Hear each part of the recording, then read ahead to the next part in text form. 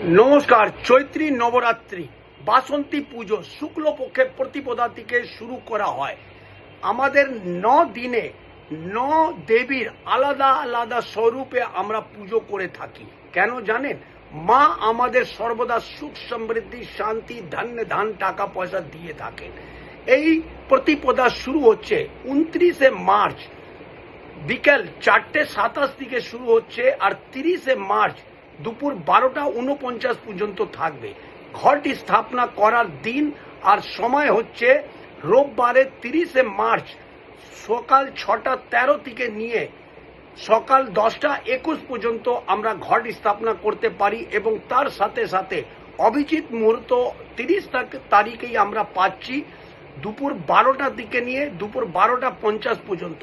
এই সময়ের মধ্যে আমরা যদি ঘরটি স্থাপনা করি তাহলে অতি অবশ্যই মাকে আমরা আগমন জানাতে পারবো। জয় মাতা।